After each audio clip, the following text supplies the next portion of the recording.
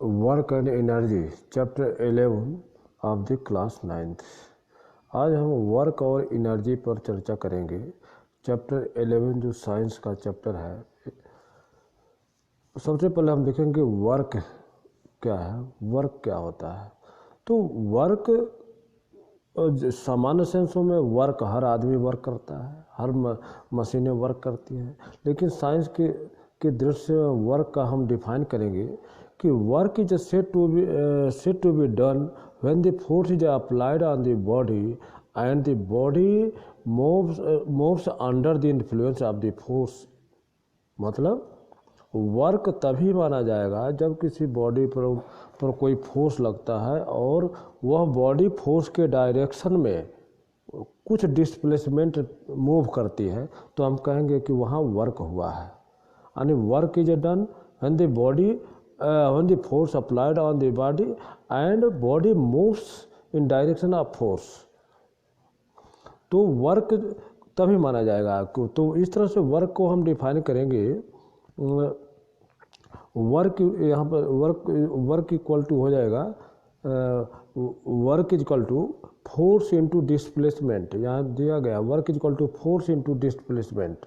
मतलब यहाँ बहुत तमाम फिगर दिए गए हैं जिसमें दिखाए गए हैं कि वर्क जो है कैसे कब होगा, कैसे वर्क काम करेगा। तो जैसे हम यहाँ कंसेप्ट लेते हैं, जैसे वर्क इक्वल टू दिया गया है, work equal to force into displacement. तो जब कोई ऑब्जेक्ट, जैसे इस फिगर में एक व्यक्ति इस पर ऑब्जेक्ट पर फोर्स लगाता है, अगर वो डिस्प्लेसमेंट हो जाता है तो वहाँ पर वर्क हो जाएगा, वर्क W इक्वल टू हो जाएगा F into D, F into displacement. तो अगर यहाँ पर जैसे इस फिगर में, फर्स्ट फिगर में एक व्यक्ति फोर्स लगा रहा है किसी ऑब्जेक्ट पर, किसी बॉक्स पर, वो अगर उसको डिस्प्लेसमेंट उसको डिस्प्लेस कर देता है, फोर्स F लगता है, तो वर्क क्या हो गया, F इंटू डी। ठीक है। दूसरा हम कंडीशन देखें, एक कुली जो सिर पर जो है बॉक्स लेकर के चल रहा है, इस फिगर में दिखाई दे रहा है, एक कुली, इस फिगर में देखें, एक कुली जो सिर पर बॉक्स लेकर के चल रहा है, तो यह कुली का डायरेक्शन जो है इस तरह से है, हॉरिजॉन्टल, जमीन की तरफ। अब बॉक्स पर फोर्स किधर लगा रहा है, ऊपर की तरफ।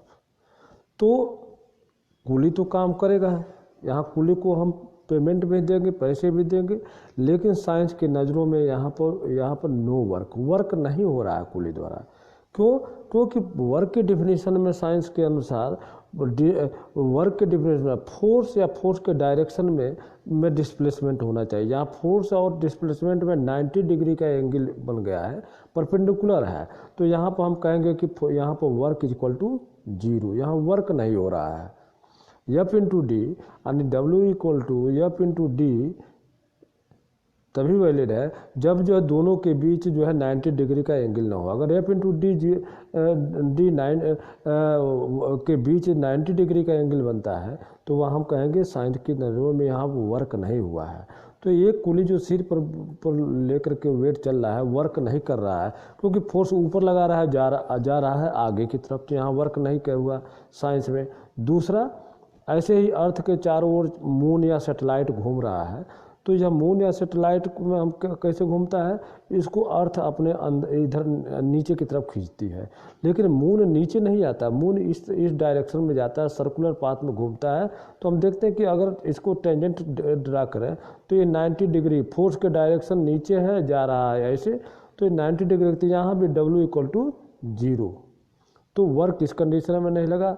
तो इस तरह से हम क्या देखें कि वर्क तभी होगा जब वर्क के प्रभाव से उसमें फोर्स लगता हो और वर्क के इन्फ्लुएंस में वो डिस्प्लेसमेंट तय करता हो। अगर वर्क के डायरेक्शन में फोर्स लगता है और डिस्प्लेसमेंट होता है, तो यहाँ पर F इंटू डी, यहाँ पर क्लियर है कि फोर्स जिधर लगा है उधर ही डिस्प्लेसमेंट हुआ, उधर ही ये बॉक्स खिसक करके यहाँ आ गया, ए से बी पर चला आया, तो यहाँ डी डिस्टेंस चल दिया, तो यहाँ पर वर्क का वैल्यू हो जाएगा फोर्स का वैल्यू इंटू डी। तो यह पॉजिटिव वर्क कहलाएगा। ठीक है। अगर फोर्स के डायरेक्शन में वर्क हुआ तो वर्क हो रहा तो पॉजिटिव हुआ, वर्क निगेटिव कब हुआ, फोर्स आगे लग रहा है, फोर्स के अपोजिट डायरेक्शन में डिस्प्लेसमेंट होता है तो निगेटिव होगा। अभी एग्जांपल देंगे उसका। और जीरो तो देख लिया कि जब फोर्स के और ए के बीच में जो है 90 डिग्री का एंगल बनता है तो वर्क जीरो हुआ। तो वर्क जीरो कब कब होगा, यहाँ इस फार्मूले पर ध्यान दें। यदि इसमें या तो फोर्स ना लगे तो डिस्प्लेसमेंट नहीं हो सकता है, तो हम कहेंगे वर्क जीरो है।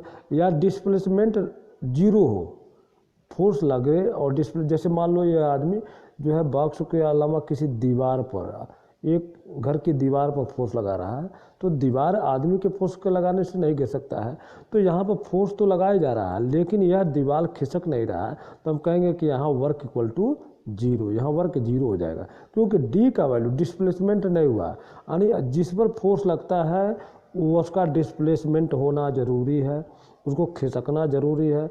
तो वर्क होने के लिए क्या कंडीशन है, फोर्स लगना ऑब्जेक्ट पर और फोर्स का मूवमेंट होना या खिसक जाना, मूव कर जाना, तो हम कहेंगे कि वर्क हुआ है।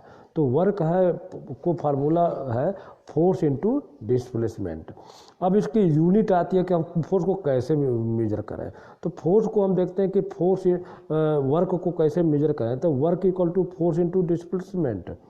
तो फोर्स की यूनिट निकालने के लिए सबसे आसान तरीका है फार्मूले के हिसाब से निकालें। फोर्स का यूनिट क्या होता है, न्यूटन। डी का डिस्टेंस का मीटर, एसआई यूनिट, तो न्यूटन मीटर। तो वर्क की यूनिट इस तरह से हो जाती है न्यूटन मीटर, लेकिन न्यूटन मीटर को साइंटिस्ट के नाम पर रख दिया गया जूल। 1 जूल बराबर 1 न्यूटन मीटर। समझ में, 1 जूल इक्वल टू जूल को ही न्यूटन मीटर कहा गया है। तो 1 जूल, जैसे फोर्स की यूनिट न्यूटन और डी की मीटर, तो न्यूटन मीटर, वर्क की यूनिट न्यूटन मीटर, लेकिन इसको जूल के साइंटिस्ट के नाम पर जूल रख दिया गया। 1 joule equal to 1 newton metre. अब ये सवाल उठता है 1 जूल वर्क कब होगा, मतलब 1 न्यूटन वर्क कब, 1 न्यूटन मीटर वर्क कब होगा, जब 1 न्यूटन किसी ऑब्जेक्ट पर 1 न्यूटन का फोर्स लगाने से 1 मीटर खिसक जाए तो वहाँ पर वर्क 1 जूल होगा या 1 न्यूटन मीटर होगा। ठीक है, तो पेपरों में ये भी पूछता है कि 1 joule work, define the 1 joule work. तो 1 joule is work when the 1 newton force displaced any object in 1 metre, then work is 1 joule या 1 न्यूटन मीटर। तो 1 joule is equal to 1 newton metre. तो हमने क्या देखा, वर्क की unit joule या newton metre होती है, उसी को ही जूल कहते हैं। और फार्मूला W बराबर F इंटू डी। तो फोर्स की हमने क्या देखा कंडीशन, फोर्स पॉजिटिव हो, वर्क पॉजिटिव भी हो सकता है अगर डायरेक्शन उसके सेम डायरेक्शन में फोर्स के डिस्प्लेस होता है। दूसरा जीरो हो सकता है अगर दोनों के फोर्स और डिस्टेंस के बीच में जो है 90 डिग्री का एंगल बनता हो या परपेंडिकुलर हो, फोर्स जिधर लग रहा है डिस्प्लेसमेंट परपेंडिकुलर हो, तो वर्क जीरो होगा। या तो डी का वैल्यू जीरो हो, डिस्टेंस ही न खिसके, दीवार पर फोर्स लगाने से नहीं खिसकता है, तो वहाँ जो वर्क जीरो होगा। इसी तरह से वर्क जीरो यहाँ भी होगा। मून सेटेलाइट जो भी घूमता है वर्क जीरो होता है, फोर्स अर्थ उसको अंदर खींचती है लेकिन वो अंदर नहीं आकर परपेंडिकुलर चलता है, तो वर्क वहाँ जीरो हो गया। अब है कि निगेटिव वर्क कब होता है। निगेटिव वर्क देखें, जब कोई बॉल लुढ़कती है, हम बॉल को ज़मीन पर रोल कर देते हैं तो वो धीरे धीरे जा कर के रुक जाती है। वो रुकती क्यों है, कौन रोकता है, तो वहाँ फ्रिक्शन फोर्स लगता है। फ्रिक्शन फोर्स वेलोसिटी, जैसे बॉल आगे जा रही है तो फ्रिक्शन फोर्स उसको अपोज करता है, तो फ्रिक्शन फोर्स उसको अपोज करेगा, धीरे धीरे रुक जाएगा। तो हम देखते हैं कि फ्रिक्शन फोर्स इस बॉल को पीछे ढकेलता है और ये आगे जा रही है, तो जा रही है किसी फोर्स से कोई ऑब्जेक्ट आगे जा रही है, उसको रोकने वाला एक फ्रिक्शन फोर्स उसको पीछे ढकेलता है, लेकिन फिर भी वो आगे जा रही है। तो यहाँ पर हम कहेंगे कि फ्रिक्शन तो पीछे लगा, फ्रिक्शन द्वारा यहाँ निगेटिव वर्क हुआ।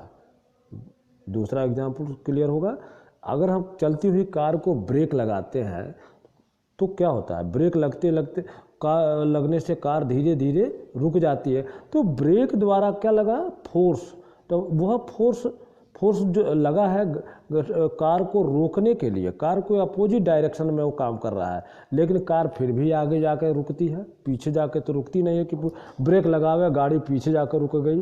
तो यहाँ पर ब्रेक लगने से वर्क, ब्रेक द्वारा वर्क क्या हुआ, निगेटिव। तो अगर निगेटिव का एग्जाम्पल होता था कार में ब्रेक लगना, ब्रेक द्वारा किया गया कार्य निगेटिव है, क्योंकि ब्रेक कार के के डायरेक्शन में लगता है और वो जो है उसका जो है मूवमेंट जो है फिर भी आगे होता है, और ब्रेक जो है उसको अपोज करता है, पीछे की तरफ रोकने के लिए लगता है। तो वहाँ फोर्स और डायरेक्शन में अपोजिट रिएक्शन, निगेटिव डायरेक्शन है, तो वर्क निगेटिव होगा। तो निगेटिव का एक उदाहरण है, या लुढ़कती हुई बाल को फ्रिक्शन द्वारा किया गया कार्य।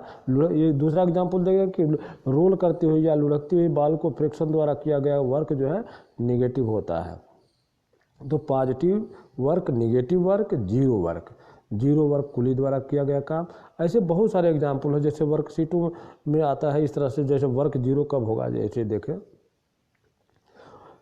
वर्क जीरो, जैसे दीवार को एक आदमी दीवार पर फोर्स लगा रहा है, वर्क जीरो हुआ।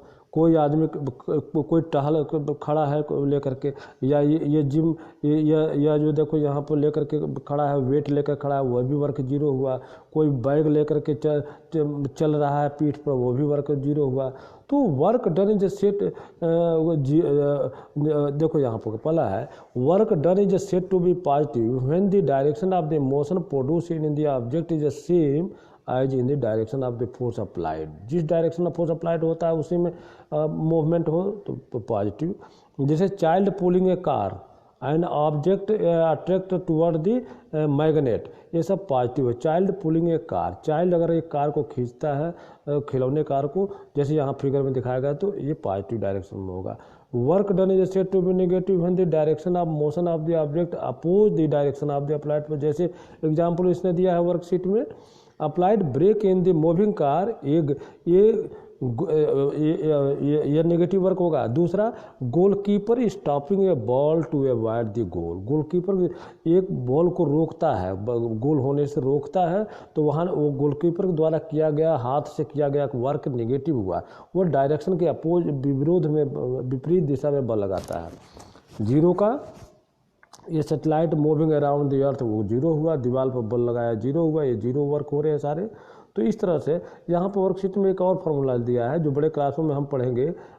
यहाँ फोर्स को यहाँ दिखाया है, जैसे फोर्स एफ बराबर W equal to force into distance S लिखा है, किसी बुक में यस, किसी में डी लिखा है। यहाँ डब्ल्यू बराबर F into yes cos theta, जो हम ट्रिग्नोमेट्री में पढ़ेंगे कॉस थीटा। एंगल यहाँ पर तो कॉस थीटा क्या होता है, अगर हम आगे पढ़ेंगे 10वीं क्लास में पढ़ेंगे, थीटा का यानी एंगल का वैल्यू, यहाँ जो फिगर में दिखाया गया है ये एंगल को हम थीटा बोलते हैं। ये थीटा का वैल्यू, तो हम इस फोर्स इधर लगा तो फोर्स का डायरेक्शन इधर के दिशा में यह कॉस थीटा होगा। तो यहाँ थीटा जब 90 होगा यानी ऐसे हो जाए तो यह वैल्यू जीरो हो जाए। कॉस थीटा का वैल्यू जीरो होता है, इसलिए फोर्स जीरो हो जाएगा। ये उसको समझाने के लिए लाया है। ये अभी आगे हम क्लास में देखेंगे। 1 जूल का डेफिनेशन, इसमें क्वेश्चन भी बनाया है वर्कशीट में। जैसे क्वेश्चन आता है डिफाइन वर्क डन क्या है, work done and joule of work. Define work done क्या है, किसी ऑब्जेक्ट द्वारा किया गया वर्क का हम डिफिनेशन लिखेंगे। दूसरा है डिफाइन वर्क, एक मिनट, ये लिखा है चेक योर, अच्छे what are the condition of the work done by ये ऑब्जेक्ट। ऑब्जेक्ट क्या कंडीशन की ऑब्जेक्ट पर वर्क हो, फोर्स के डायरेक्शन में डिस्प्लेसमेंट होता है तो कहेंगे वर्क होगा, ये कंडीशन है। और फोर्स ऑब्जेक्ट पर लगना चाहिए और ऑब्जेक्ट में डिस्प्लेसमेंट हो, ऑब्जेक्ट पर फोर्स लगे और डिस्प्लेसमेंट हो, यही कंडीशन है कि वर्क होगा। ये load of the pull using a force 5 newton displacement and 2 में, एक 5 न्यूटन का के फोर्स लगाने से 2 मीटर खींच सकता है, तो कितना वर्क होगा, 5 इंटू टी 2 मीटर, अरे फोर्स इंटू डी। यहाँ पर हम लिखाएंगे, यहाँ पर फार्मूला हम जानते हैं कि यह बराबर W equal to force into displacement. तो यहाँ पर दिया है फोर्स 5 न्यूटन, डिस्प्लेसमेंट 2, तो 5 इंटू 2 कितना हुआ 10 न्यूटन मीटर या 10 जूल कह देंगे, तो यह क्वेश्चन हो गया 10 जूल आ जाता है। इस तरह से बहुत सारे हैं, ये हमारे कंसेप्ट हैं। तो इस तरह से वर्क का कंसेप्ट क्लियर हुआ कि वर्क किसी ऑब्जेक्ट बॉडी पर लगेगा, तो बॉडी पर लगने से उसमें वर्क होगा अगर वो फोर्स के डायरेक्शन में डिस्प्लेसमेंट होता है तो, ठीक है। ये भी केस हो सकता है कि जैसे यहाँ दिया है इनक्लाइंड प्लेन, झुकी हुई, जैसे मान लो एक प्लेन ऐसी तिरछा है, कोई आदमी एक प्लेन, एक हम फिगर बनाते हैं, एक प्लेन इस तरह से है, जैसे ये फिगर बहुत छोटा बनाया है, हम बड़े में दिखाते हैं। जैसे मान लो एक प्लेन है, कोई यहाँ पर कोई एक कूली या कोई लेबर इसको ऐसे ऐसे ढकेलता है, इसको ढकेल करके ऊपर ले जाता है, इसको फोर्स इसको ऐसे लगाता है, फोर्स मान लो इस दिशा में लगाता है, लेकिन ये चूँकि प्लेन पर है तो ये ऊपर खिसक कर जाएगी। फोर्स का डायरेक्शन ऐसे है, लेकिन ये बॉल निश्चित ही इधर जाएगी, तो यहाँ पर फोर्स का डायरेक्शन इधर जा रही है इधर, तो हम इसका ये बीच का हम इसका इफेक्टिव फोर्स इस डायरेक्शन में देखते हैं। तो अगर फोर्स इधर ये जो है ये डिस्प्लेसमेंट इधर हो रहा है, तो डी कॉस थीटा, इधर नीचे की तरफ इसका ट्रेंगल बनाएंगे तो यहाँ डिस्टेंस डी कॉस थीटा होगा, जो हम आगे पढ़ेंगे। अभी चैप्टर में कॉस थीटा का वैल्यू नहीं है। तो ये हमारा इसका कंसेप्ट है वर्क का, वर्क के कंडीशन है। अब इसमें हम इसी तरह से देखेंगे एनर्जी। एनर्जी क्या है, एनर्जी वर्क इसी चैप्टर में है। एनर्जी क्या है, तो capacity of doing work is known as energy. किसी ऑब्जेक्ट के काम करने की कैपेसिटी क्या है, किसी आदमी की कैपेसिटी क्या है, वही उसकी एनर्जी कहलाएगी। काम करने की capacity of doing work is known as energy. तो कैपेसिटी ऑफ डूइंग वर्क है, तो इसमें वर्किंग बॉडी, इसमें क्या कहता है, जो बॉडी काम करती है वो एनर्जी लॉस करती है, जिस पर जैसे मान लो लुढ़कती हुई बॉल जो है वह है में एनर्जी है, क्योंकि वह किसी से टकराएगी तो उसको तोड़ देगी, धक्का देगी, तो इसमें एनर्जी है। जिसको टकराएगी उसको एनर्जी दे देगी, अपनी एनर्जी लॉस करेगी। तो capacity of doing work is known as energy. जैसे एक बंदूक की गोली चलती है, बंदूक की गोली में एनर्जी होती है, तो मूविंग कार में एनर्जी है, बहते हुए पानी में एनर्जी है, ऊंचाई पर रखे हुए किसी वस्तु में एनर्जी है। एनर्जी के बहुत रूप है, लेकिन पहले देखें कि एनर्जी की यूनिट क्या है। चूँकि एनर्जी वर्क का ही वैल्यू है, तो वर्क की ही यूनिट ही एनर्जी के है, यानी ये भी इसका वैल्यू भी जूल होता है। और एक जूल इक्वल टू एक इसकी बड़ी यूनिट लेते हैं, जूल की किलो जूल भी लेते हैं। 1 किलो जूल, यहाँ लिखा है 1 kilo joule equal to 1000 joule. 1000 joule को हम 1 किलो जूल कहेंगे। तो जूल ही वर्क की एनर्जी और जूल की एनर्जी सेम है। अब एनर्जी के काइंड कितने हैं, बहुत सारे एनर्जी के प्रकार हैं। एनर्जी तो की डिफिनेशन तो है capacity of doing work is called energy. तो एनर्जी है, लेकिन एनर्जी हमें कई रूपों में दिखती है। जैसे काइनेटिक एनर्जी, मूविंग कोई चीज़ अगर चल रही है, चलती हुई चीज़ में, मूविंग चीज़ में काइनेटिक एनर्जी होती है। पोटेंशियल एनर्जी, अगर कोई चीज़ रुकी, ऊंचाई पर रुकी है, जैसे पानी को डैम में, बांध में रोका गया है, जो ही डैम को खोला जाएगा पानी बहुत तेज़ बहेगा। किसी ऊंचाई पर कोई ऑब्जेक्ट रखी गई है, उसको छोड़ दिया जाए तो बहुत तेज़ नीचे गिरेगा, क्योंकि उसमें पोटेंशियल एनर्जी है। तो पोटेंशियल एनर्जी होती है अपने पोजीशन की वजह से, काइनेटिक एनर्जी होती है मोशन की वजह से, हीट एनर्जी होती है हीट पैदा करती है, केमिकल एनर्जी केमिकल रिएक्शन से आती है, और इलेक्ट्रिकल एनर्जी हम जानते हैं बिजली के अप्लायंस जो भी है इलेक्ट्रिक है वो काम का मोटर है, ये है इलेक्ट्रिकल एनर्जी पैदा करते हैं। इलेक्ट्रिकल एनर्जी से वो जो है मैकेनिकल एनर्जी में बदल देते हैं। ऐसे ही है लाइट एनर्जी, जब हम लाइट आती है, जैसे बल्ब जलने से लाइट आती है, तो वहाँ इलेक्ट्रिक एनर्जी लाइट एनर्जी में बदल गई, तो हमें लाइट एनर्जी, लाइट भी एक एनर्जी है। साउंड भी, अगर साउंड आती है, हम टीवी को ऑन करते हैं तो उसमें इलेक्ट्रिक जाती है, इलेक्ट्रिक करंट गया तभी तो लाइट टीवी ऑन हुआ तो उसमें से क्या निकलता है, साउंड निकलेगा। तो वहाँ साउंड एनर्जी में वो इलेक्ट्रिक एनर्जी साउंड एनर्जी में बदल जाती है, कुछ लाइट एनर्जी में बदलती है।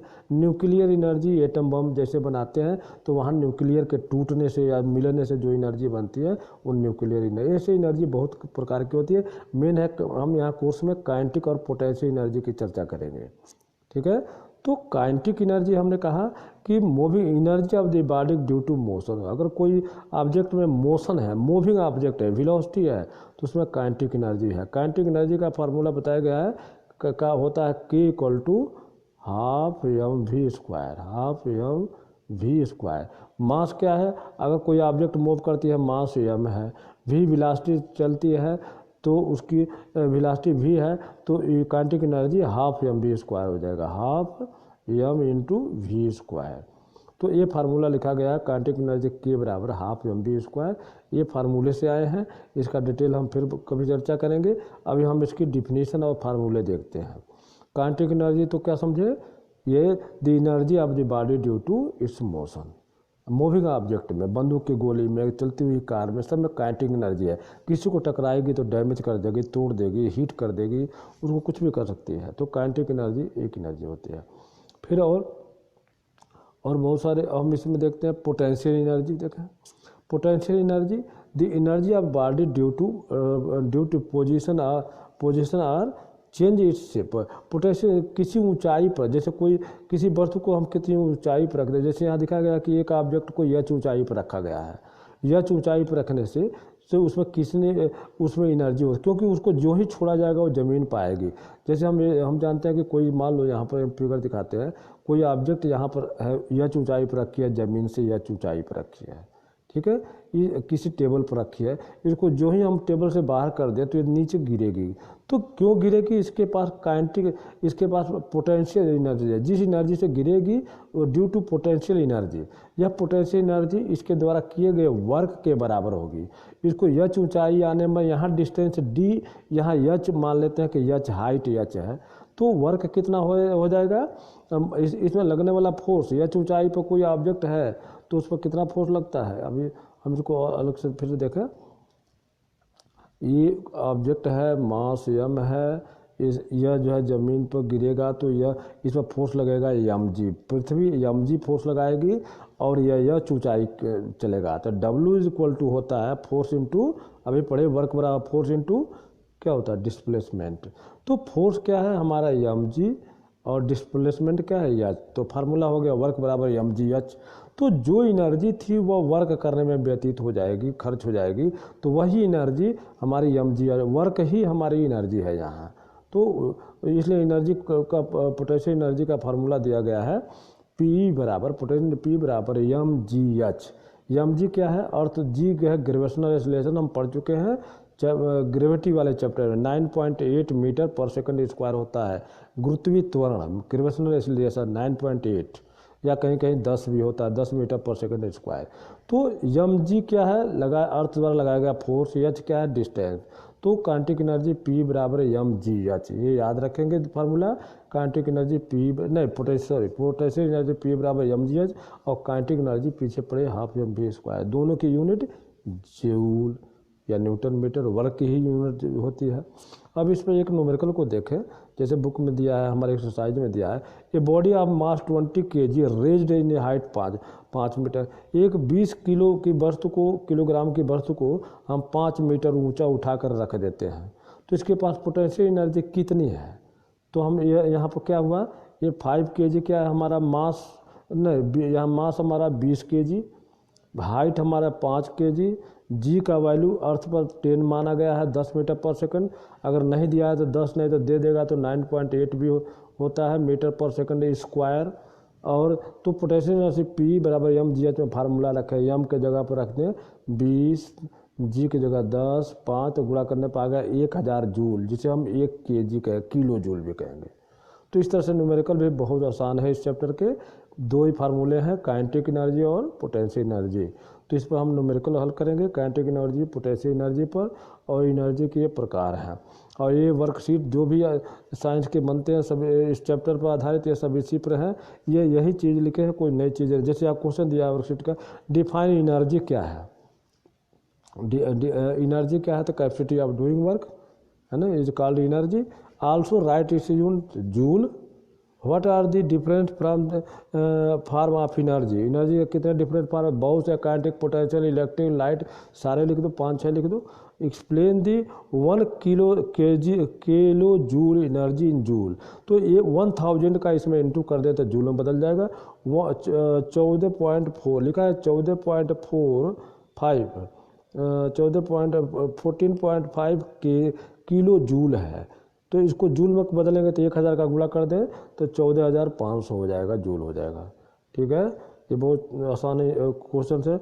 What is a solar energy, solar क्या है, जो सूरज से एनर्जी जो मिलती है वह सोलर एनर्जी है। सोलर एनर्जी जो है सूरज के रोशनी को, लाइट को एब्जॉर्ब करती है, सोलर एनर्जी है। सूरज से प्राप्त एनर्जी सोलर एनर्जी है। Right one application of the wind energy का एक एप्लीकेशन, विंड एनर्जी क्या है, हवा, विंड एनर्जी भी है, हवा के पास भी एनर्जी है। जैसे कोई चीज़ चलती है हवा से, पंख चलते हैं, टरबाइन चलते हैं, तो विंड एनर्जी से ही हमारी पतंग को ऊपर उड़ाती है, चिड़िया को उड़ने में सहायक करती है। या विंड पावर स्टेशन बने हुए हैं जगह जगह, साउथ इंडिया में या पहाड़ी इलाकों में, दुर्गम इलाकों में जहाँ इलेक्ट्रिक सप्लाई कम है, वहाँ विंड एनर्जी से इलेक्ट्रिक एनर्जी बदलते हैं। तो हवा की एनर्जी को जब हम यूटिलाइज करते हैं तो वह विंड एनर्जी कहते हैं। बहती हुई हवा में जो एनर्जी है वह विंड एनर्जी है, वो विंड एनर्जी कहलाती है। सूर्य में जो एनर्जी मिलती है सोलर एनर्जी कहलाती है। तो ये एनर्जी के तरह तरह के डिफरेंट फार्म है। Solar energy, light energy, heat energy, different form है। इलेक्ट्रिकल, टाइडल एनर्जी, समुद्र की लहरों में एनर्जी होती है, बिजली बनाई जाती है, तो लहरों में भी बहुत ताकत होती है, तो वहाँ tidal energy. Wind energy, sound energy, mechanical energy, kinetic और पोटेंशियल। मैकेनिकल एनर्जी जैसे इलेक्ट्रिक करंट जब सप्लाई करते हैं तो मोटर चलता है तो मैकेनिकल एनर्जी पैदा हो जाता है। पंखे को घुमा दिया, ये इलेक्ट्रिक मैकेनिकल में चेंज हो गया। तो इस तरह से एनर्जी के तमाम रूप हैं। तो ये चैप्टर बहुत ही इंटरेस्टिंग है, बहुत न्यूमेरिकल बेस्ड है। पॉइंट इसमें कंसेप्ट क्लियर होना चाहिए ताकि न्यूमेरिकल यूनिट इसको लिखने में गलती ना हो। तो इन चैप्टरों में छोटे छोटे डिफिनेशन, छोटे छोटे फार्मूले, छोटे छोटे यूनिट हैं। इस चैप्टर को पढ़ना, ये न्यूमेरिकल बेस्ड है। छोटे न्यूमेरिकल आते हैं, अच्छे नंबर के आते हैं। अगर कंसेप्ट क्लियर है तो आप क्वेश्चन को आसानी से सॉल्व कर सकते हो। डिफिनेशन भी आ सकते हैं, किस केस में काम वर्क होता है, नहीं होता है, कम नेगेटिव, तमाम एग्जाम्पल हैं। तो इस वीडियो को दोबारा देखिए, बार बार देखिए, जब तक कि कंसेप्ट क्लियर न हो जाए। बुक का सहारा लीजिए, और वीडियो कोई भी क्वेरी हो तो वीडियो को लाइक करें, कमेंट करें और सब्सक्राइब करें, ताकि इसका अगला वीडियो आपके पास ऑटोमेटिक पहुंच जाए। आप जब भी घर पर हो तो वीडियो आपके पास अपने आप पहुंचता चला जाएगा। इसलिए सब्सक्राइब करें, लाइक करें और कमेंट बॉक्स में अपने क्वेरी लिखें कि हमें क्या समझ में आया, कितना समझ में आया, अपने जो भी क्वेरी है लिखें। तो ये वीडियो हम यही समाप्त करते हैं, अगली वीडियो लेकर फिर आएंगे। तब तक के लिए